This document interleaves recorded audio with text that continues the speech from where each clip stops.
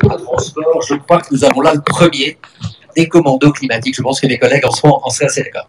Alors, à l'invitation de nos deux championnes, et nous avions Laurent Subian avec nous ce matin, et à la conférence de presse, nous avions Hakim Alaïté, on a essayé de faire des choses extrêmement concrètes.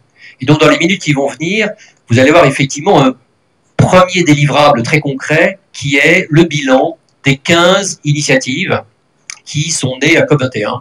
Certaines sont venues nous rejoindre entre-temps. Mais qu'est-ce qui s'est passé depuis COP21? Et vous allez, dans toute cette partie du matin, du showcase, avoir un point sur cette avancée. Ce qui nous a paru particulièrement important, c'est en revanche de compléter cette somme d'initiatives nées du processus lancé par M. Ban Ki-moon et qui a pris naissance au moment de COP21, par une réflexion très concrète sur, puisque l'agenda, l'objectif de Paris nous donne un objectif très clair d'une économie zéro émission nette en 2060, qu'est-ce que le transport doit faire pour être lui-même zéro émission nette en 2060?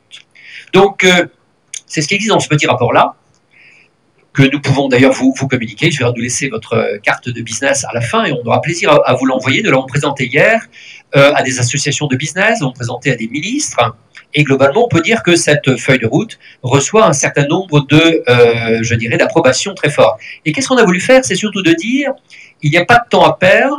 Nous avons 4 décennies pour transformer le transport et l'amener à zéro émission nette. Je dis bien zéro émission nette et non pas décarboné, parce que je pense que dans 60 ans, il restera un certain nombre de combustions d'énergie fossile, mais nous devrons effectivement le compenser. Je pense qu'il faut être très vigilant sur ce point-là et avoir cet élément de réalisme.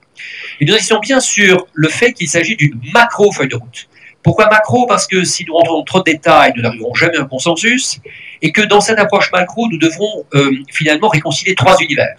Celui du transport, qui est le nôtre, celui de l'énergie, qui est absolument essentiel pour que cette mutation s'opère, et troisièmement, celui de la finance, on a déjà eu l'occasion de le dire, et on peut noter d'ailleurs aujourd'hui que dans tout ce qui est finance et climatique, le transport ne s'est pas encore suffisamment bien organisé pour pouvoir bénéficier des subsides auxquels il pourrait prétendre. Donc là, il y aura besoin d'un nouveau commando pour aller chercher, les fonds.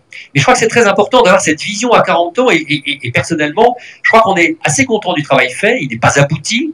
Nous donnons comme objectif qu'il soit totalement abouti et soutenu à la fois par le business et par les gouvernements, et donc par la CNUC, à la COP 23. Voilà, ça nous donne encore un petit laps de temps, mais ce qui est fait nous paraît déjà très acceptable.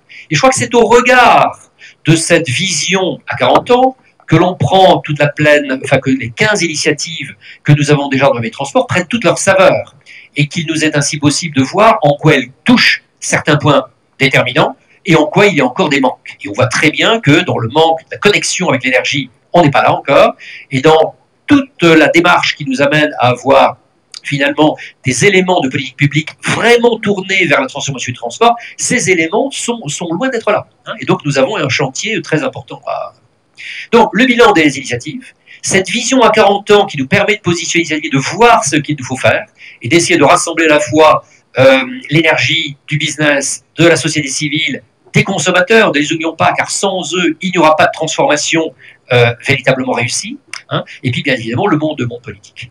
Le troisième délivrable très concret que nous avons amené, dont nous parlerons cet après-midi, c'est celui sur les 20 éléments de politique publique que nous recommandons précisément pour, d'une part, nous mettre sur les rails de la transformation à 40 ans que j'évoquais, et d'autre part, pour être sûr que nous corrigions avant l'agenda de mise en évidence, de mise en application des conclusions de Paris, c'est-à-dire 2020, qu'est-ce qui doit être fait impérativement d'ici 2020 pour que nous puissions ensuite délivrer le programme qui se déroulera sur 40 ans. Voilà, donc 20 initiatives, 20 quick wins, 20 politiques publiques, telles que l'élimination des subsides aux carburants fossiles, telles que le développement d'un certain nombre de réglementations sur les standards de consommation au-delà de 2025 et en cheminant vers 2040, des choses extrêmement concrètes à la portée à la fois des gouvernements d'aujourd'hui et bien sûr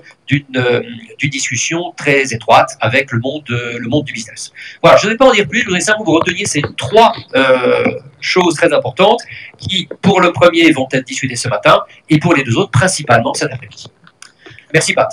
Patrick, je vous remercie. Donc, une feuille de route qui se